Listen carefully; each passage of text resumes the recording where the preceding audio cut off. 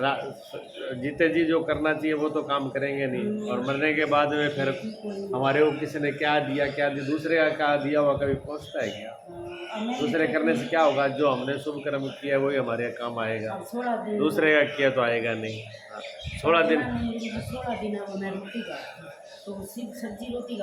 श्राद्धों के लिए वो एक जहाँ से बड़े उसी लोग कथा ज़्यादातर कहानी बोलते हैं, कथा बोलते हैं कि श्राद्ध कहाँ से शुरू हुए थे। हालांकि मैं तो किसी शास्त्र में तो मैंने पढ़ा तो नहीं, हो सकता है कहीं लिखा भी हो, और ज़्यादातर ये सुनाते हैं कि कर्ण जब गया था तो कर्ण ने सोना दान किया था, सोना ही सोना उसने दान किया। तो वहाँ पर जब गया तो सब उसके सामने सोना ही सोना रख दिया, खाओ पियो और सोने के अलावा और कुछ नहीं है तुम्हारे पल्ले। तो फिर उसने कहा ये तो बहुत गलती हो गई। तो धर्मराज ने कहा कि ये धर्मात्मा आदमी है, इसको टाइम लेना चाहिए। उसने कहा मुझे कुछ मोहलत दो, मैं लौट करके दोबारा कोई अच्छा धर्म कर्म करूं। तो वो कर्ण वहाँ से वापस लौट के आता है, तो वो 16 दिन उसको ये दिए गए, ये अन्नदान के लिए, सुकर्मों के लिए। तो सोने का सही अर्थ तो यह है, सोना मैंने माया। अब जिस आदमी ने माया ही माया था जिंदगी में कमाई हो, माया में उलझ जाओ और माया में ही रहो और माया में ही रहो और तब पड़ा रहो, और वो जब जाए आगे लेके जाएगा तो क्या जाएगा? खाली होगा, फिर क्या पछतावा नहीं होगा उसको? पछतावा तो होगा जब पल्ले में कुछ है ही नहीं, लिया ही नहीं। आप तो क्या नहीं। अच्छा वहाँ पर स्वर्ग कहो या लोग पर लोग कहो, कुछ भी कहो, क्या वहाँ ये रोटी ये दाल और ये सब्जी वहाँ पर काम आएगी? जब वहाँ पर ये शरीर ही नहीं जाता जिससे खाया जाता है, तो ये वाली दाल रोटी और ये क्या वहाँ पहुँचता है? ये नहीं पहुँचता वहाँ पर उन्हें। तो उसका कहने का मतलब ये था कि आप वापस लौट के, अगर ये पहुँचता तो कर्ण को आने की जरूरत ही नहीं थी वापस। कर्ण को वहीं पर पहुँचा दिया जाता, दूसरे को बोल देते, फोन कर देते भी आप हमारे पर हम भूख मर रहे हैं, हमको भेज दो। लेकिन कर्ण को फिर वापस आना पड़ा, इसलिए खुद को ही करना पड़ेगा। तो वो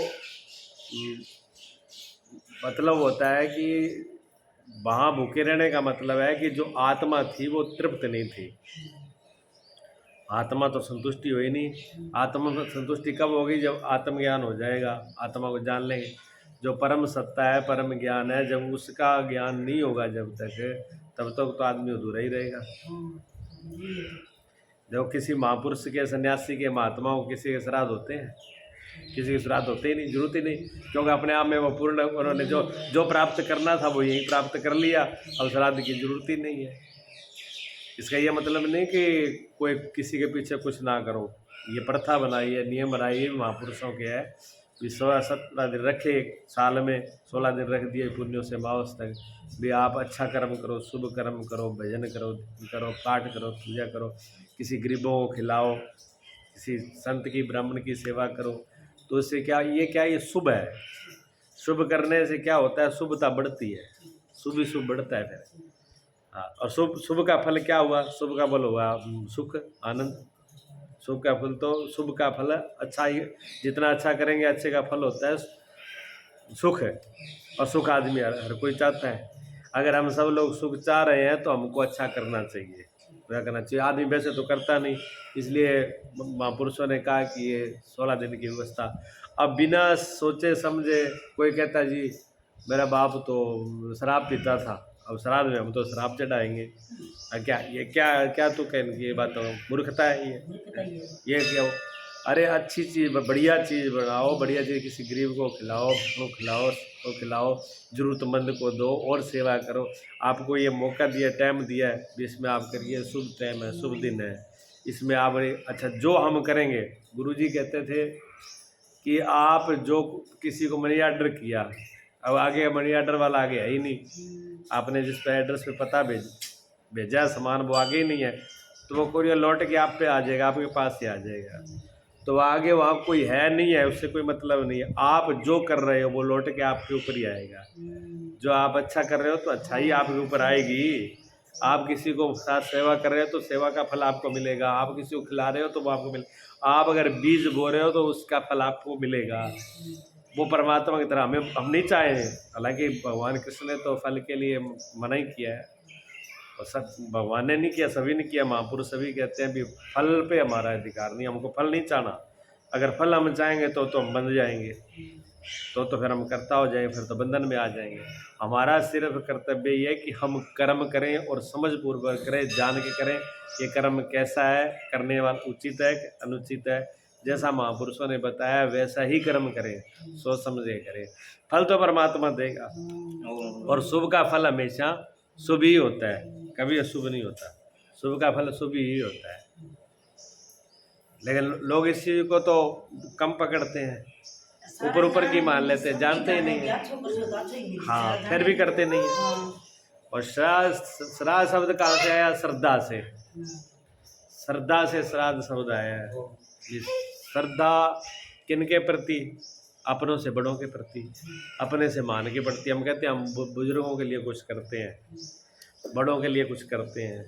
तो बड़ों के लिए हम जब करेंगे ना, जब हम बड़ों के प्रति हमारा मान सम्मान होगा, श्रद्धा और विश्वास होगा, तो जो बड़े हैं जो हमसे, उनके प्रति हमारा अंदर जो श्रद्धा है, भाव है, प्रेम है, उस श्रद्धा भाव से हम उनका मान करें, सम्मान करें, उनकी सेवा करें या करें। और इतना नहीं है, सिर्फ हमने मान सम्मान ही कर दी। जो वो बड़े कैसे हुए? महापुरुष हुए तो वो कैसे बड़े हुए? उन्होंने कुछ तो ऐसा किया होगा जो बड़े हो गए, तो वो उनसे हमको शिक्षा भी तो लेनी है ना, भी इनसे हमने बड़े हुए हैं तो ये कैसे बड़े हुए, उससे हम कुछ खरीद लें। तो जैसे उन्होंने करनी करी वैसे हम भी करें उनके रास्ते। इसलिए सद्पुरुषों के, महापुरुषों के, बड़ों का अनुसरण करना चाहिए, बड़ों को देख के चलना चाहिए कि हम भी बड़े हों। अच्छा, जो लोग ऐसे ही चले गए, रो पिट गई, कुछ किया ही नहीं जिंदगी में, उनसे भी सीख लेना चाहिए। बीस माया के अंदर तो हम भी बहुत उलझे, बहुत कमाया, वो सारी यही छूट गई, हमारे साथ तो एक भी नहीं जाया, तुम भी समझ लो है। वो भी तो सिखा के गया है ना। जो कोई भी गया तो वो ये शिक्षा तो हर व्यक्ति दे गया है। किसी को ज्ञान है वो भी शिक्षा दे गया, जो अज्ञानी है वो भी दे गया। अज्ञानी तो ये कहता है कि मैंने तो बहुत कुछ जिंदगी में कमाया, बाल बच्चों के लिए जमीन भी बनाई, जायदाद भी बनाए, पैसे भी इकट्ठे किए, गाड़ियाँ भी बनाई, मकान भी बनाए, कोठी भी बनाई, 1 मिनट में चला गया, वो सब यहीं पड़े, हम ऐसे खाली गए। और उससे हम भी सीख ले थोड़ा बहुत। तो ये श्राद्ध सिखाते तो बहुत कुछ है, लेकिन बात तो यही है। हाँ। भजन गावे नहीं आके वो बंगला कोठी सारा रे जे शब्द गंठड़ी ते बांधी को नहीं सागे के ले जे वो सामान। हाँ, शब्द गंठड़ी राम को नाम लियो को सागे के ले जो सत्य है वो तो लिया नहीं, सच्चाई तो खरीदी नहीं। और जैसे जो पूर्ण हो गया, यहाँ पर तृप्त हो गया, वो क्या आगे जाके भूखा रहेगा? वो तो कहीं भी भूखा नहीं रहेगा। और जो यहाँ से तृप्त हुआ ही नहीं है, फिर उसको मनी ऑर्डर भेजते रहो, मनी ऑर्डर से कितना काम चलेगा। हाँ,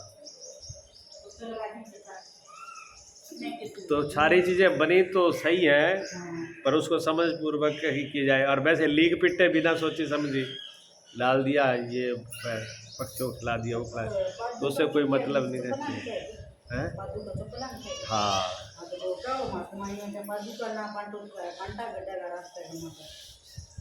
ऐसा वो चलो एक लोभ लालच के लिए कह देते हैं, ऐसा कुछ नहीं है। क्या वहाँ कोई रास्ते को से कुछ भी वहाँ कांटे कटेंगे तो क्या ऐसा रास्ता है कोई? जो यहाँ पर जो ज़मीन है वहाँ वैसी ज़मीन है ऊपर, कि जब ये शरीर ही नहीं जाएगा गड्ढेगा कहाँ? मुझे ये तो बताए। हाँ, नहीं ऐसा कुछ नहीं होता है, ये तो समझाने के लिए। और लोगों को भयभीत कर देते हैं, कुछ लोग भय से मारे, डर के मारे ये कर्म करें। लेकिन हम कहते हैं भय डर से क्यों करो, समझ से, अकल से क्यों नहीं करते?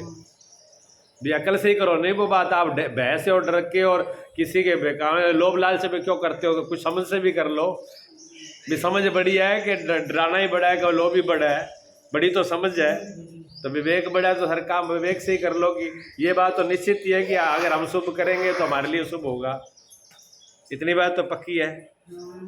जब तो आदमी शुभ क्यों करता क्यों नहीं है?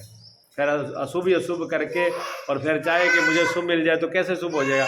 अब वो जब आदमी बबूल कांटे कांटे बीजे और फिर कहे कि मैं आम खा लूँ, कैसे हो जाएगा? हाँ, तो महापुरुषों ने जो भी कुछ नियम बनाया तो उसका मतलब ये था कि आदमी शुभ कर्म करता ही रहे। नवरात्रों में भी शुभ कर्म होते हैं, श्राद्धों में शुभ कर्म होते हैं, विधवाही के शुभ कर्म होते हैं। मेरे बीच में महापुरुषों के समय बता दिए, शिवरात्रि, जन्माष्टमी, ये तो ये क्या है, कोई न कोई बहाने से आदमी लगा रहे हैं, पर आदमी लगना नहीं चाहता, आदमी उससे बड़ा बेईमान है वो उसमें भी अपना कोई न कोई मतलब निकालता है। जो समर्थ दिया हो आपको। हाँ, गुरुजी से पूछा फिर क्या बात हुई? गुरुजी ने के गुरुजी मेरो यहाँ जी कह रहा है 16 दिन का मैं रोटी गाजी का तेरा भाव है तो हाँ, यही तो है ना, अगर हमारा अंदर भाव है, अब डर से लोभ से नहीं, हमारा ये अंदर भाव है कि अब 16 दिन किसी को खिलाओ। 16 दिन क्यों, आपके श्रद्धा होनी चाहिए आपके अंदर, आप पूरे साल खिलाओ, पूरे जिंदगी खिलाओ, किसने मना किया है? लेकिन महापुरुषों ने यह कि ज़्यादा नहीं तो कम से कम 16 दिन के लिए तो आप कुछ करो। कोई एक दिन आप एकादशी का कहते हमेशा नियम नहीं रख सकते तो एकादशी का ही रख लो, ज़्यादा नियम नहीं रख सकते तो पूर्णिमा को ही रख लो। तो ये थोड़ा थोड़ा चीज़ें तो लगाने के लिए है, लेकिन हकीकत तो यही है कि पूरी ज़िंदगी हमारे अंदर शुभ होनी चाहिए, पूरी ज़िंदगी हमारा शुभ बन जाए। तो सब समझपूर्वक सब करना चाहिए। जो हम कर रहे हैं ये दूसरों के लिए नहीं कर रहे, हम अपने लिए ही कर रहे हैं। हाँ, अब कोई आदमी करे, देखो पेड़ लगाए तो पेड़ लगाना भी अच्छा है, उसकी छाया भी अच्छी है, उसकी हरियाली भी अच्छी है, उसकी हवा भी अच्छी, सारी चीज़ है। लेकिन पेड़ का असली फल क्या है? असली तो परिणाम फल है पेड़ पर फल आ जाना, ये असली चीज़ है। तो हमारी ज़िंदगी में जो कुछ भी कर रहे हैं, हम शुभ करें, पूजा करें, करें, सेवा करें, दान करें, पुण्य करें, लेकिन इसका असली परिणाम ये है कि जिसका जो फल है वो हमें मिल जाना चाहिए। असली फल क्या है? पूर्ण रूप से संतुष्ट हो जाना, पूर्ण रूप से शांत हो जाना। और पूर्ण रूप से संतुष्टान कब होगा? जब वो परम मिल जाएगा। परम जब तक मिलेगा नहीं, सबसे कीमती है वो मिलेगा नहीं, तब तक संतोष होगा ही नहीं। हाँ, बिना परमात्म सत्ता के, बिना आत्म के, बिना ज्ञान के पूर्णता आएगी नहीं, उसी से पूर्णता आएगी और वो इसका फल है। इसलिए जो भी हो समझ के श्रद्धा से, प्रेम से करना चाहिए, लेकिन मानी बढ़ाई लिख के नहीं पिटना चाहिए, ऐसा होगा वैसा होगा। डर और लोभ से कोई फर्क काम होने वाला नहीं है।